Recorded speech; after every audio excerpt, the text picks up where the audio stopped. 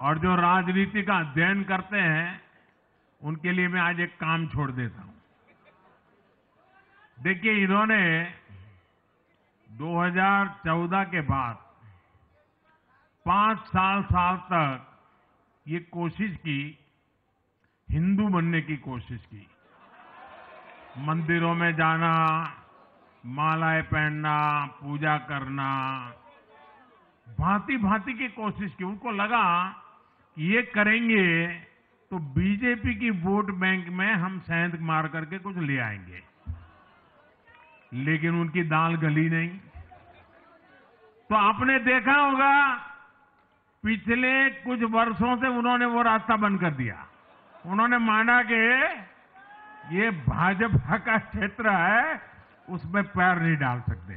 अब जाए तो जाए कहा, तो ये राज्यों की जो अलग अलग पार्टियां अलग अलग अपने मुद्दों पर जो अपनी जान चला रही हैं, अब उनकी नजरें उन पर है।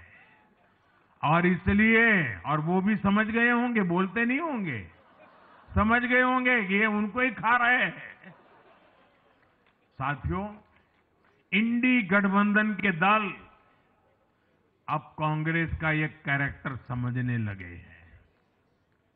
इंडी वालों को ये एहसास हो रहा है कि जिस वोट बैंक को उन्होंने कांग्रेस से छीना है, अब कांग्रेस उसे वापस पाने में जुटी है।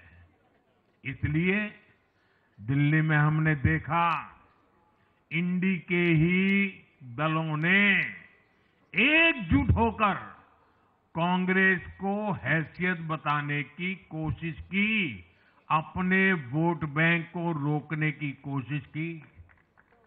ये मीडिया वालों को पता नहीं समय नहीं मिला, अब तो समय ही समय है उनके पास। इंडी गठबंधन पूरा दिल्ली में कांग्रेस के खिलाफ मैदान पे उतरा रहा, और फिर भी क्या हाल हुआ देखिए, दोनों तरफ। साथियों, वो कांग्रेस को रोकने में तो सफल रहे, लेकिन आपदा को बचाने में कामयाब नहीं हो पाए। साथियों, कांग्रेस का हाथ थामने वाले इसलिए भी बर्बाद हो रहे हैं क्योंकि आज कांग्रेस वो कांग्रेस नहीं है जो आजादी के आंदोलन के समय थी, जो आजादी के बाद कुछ दशकों तक थी। आज वो कांग्रेस नहीं है। आज कांग्रेस देश हित की नहीं, अर्बन नक्सलियों की राजनीति कर रही है। कांग्रेस के नेता जब कहते हैं वो भारत से लड़ रहे हैं, इंडियन स्टेट से लड़ रहे हैं, ये नक्सलियों की भाषा है। ये समाज में, देश में अराजकता लाने की भाषा है। और यहां दिल्ली में तो आपदा भी उसी अर्बन नक्सली सोच को ही आगे बढ़ा रही थी। कांग्रेस की अर्बन नक्सली सोच राष्ट्र की उपलब्धियों पर अटैक करती है। ये पूरी दुनिया में अपनी ही सोच का आर्थिक, सामाजिक और राजनीतिक निजाम लाना चाहती है। जब ये कांग्रेस में अर्बन नक्सलियों का डीएनए घुस गया है, तब ये कांग्रेस हर कदम पर बर्बाद हो रही है। साथियों, आज दिल्ली से मैं देश के नौजवानों से भी अपना एक आग्रह दोहराना चाहता हूं। मैंने 1 लाख नौजवानों को राजनीति में आगे आने के लिए कहा है। ये मैं इसलिए कहता हूं कि देश को सही मायने में एक गंभीर पॉलिटिकल ट्रांसफॉर्मेशन की जरूरत है। विकसित भारत को नई प्राण शक्ति की जरूरत है। 21वीं सदी की राजनीति को नए आइडिया, नई ऊर्जा की जरूरत है, नए चिंतन की जरूरत है।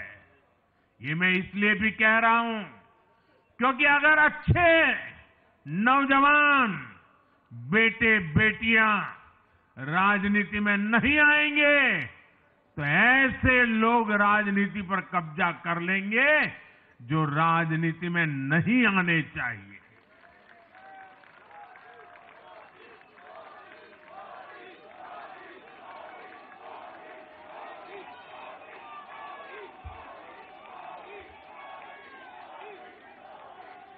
साथियों,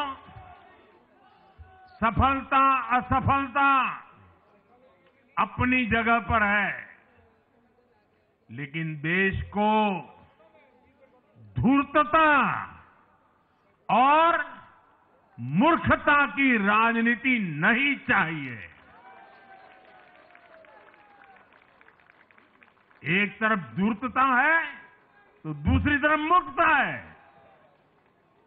देश का तेजस्वी युवा अगर राजनीति में नहीं आएगा तो देश धूर्तता और मूर्खता की राजनीति में फंस जाएगा। विकसित भारत बनाने के लिए हमें राजनीति में नयापन लाना है, हर स्तर पर इनोवेशन लाना है। साथियों, हमारी ये विजय नई जिम्मेदारी लेकर आई है।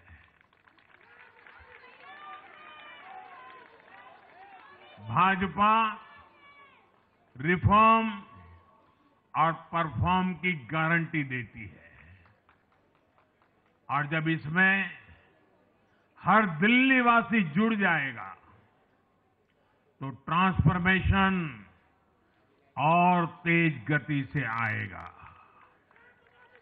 हमें दिल्ली के विकास के लिए मिलकर काम करना है।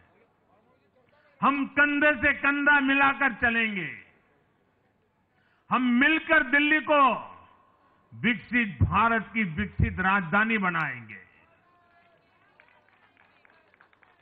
साथियों, मैंने हमेशा जिस मंत्र को जिया है और जिस मंत्र को हमेशा मैं मेरे लिए भी पुनः स्मरण करता रहता हूं, मेरे सभी साथियों के लिए भी पुनः स्मरण करता रहता हूं, और वो है हमें हमेशा जब जब विजय मिले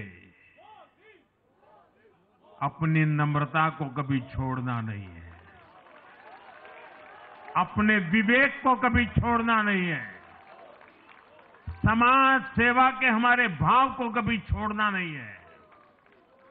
हम सत्ता सुख के लिए नहीं, हम सेवा भाव से आए हुए लोग हैं।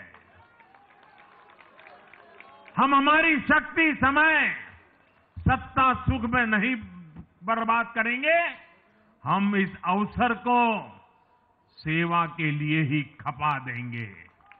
और इसलिए साथियों, इस संकल्प के साथ हम आगे बढ़ें।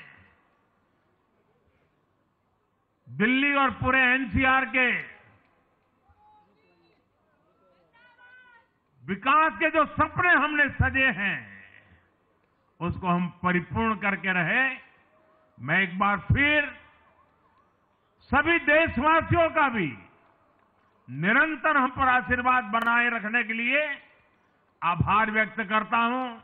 मैं दिल्ली वासियों का फिर से आभार व्यक्त करता हूं और आप सभी साथियों को हृदय से बहुत बहुत बधाई देता हूं। बोलिए यमुना माता की, यमुना मैया की, यमुना मैया की, यमुना मैया की, अम्या मैया की, यमुना मैया की, यमुना मैया की, भारत माता की, भारत माता की, भारत माता की। बहुत बहुत धन्यवाद। আমরা সরাসরি নজর রাখছিলাম সদর দফতরে দিল্লিতে, বিজেপি সদর দফতরে, যেখানে প্রধানমন্ত্রী নরেন্দ্র মোদী তিনি বক্তব্য রাখছিলেন। দিল্লিতে 27 বছর পর সরকার গঠন বিজেপির, এবং তারপরেই প্রধানমন্ত্রী নরেন্দ্র মোদী তিনি দিল্লিবাসীর উদ্দেশ্যে তিনি বক্তব্য রেখেছেন, ধন্যবাদ জানিয়েছেন, এই মুহূর্তে হাত নেড়ে অভিবাদন জানাচ্ছেন। দেখতেই পাচ্ছেন আপনারা সেই ছবি।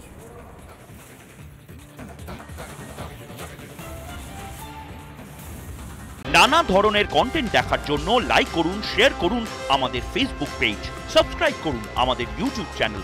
পাশাপাশি অন্যান্য ব্রেকিং নিউজের জন্য অবশ্যই চোখ রাখুন রিপাবলিক বাংলায়।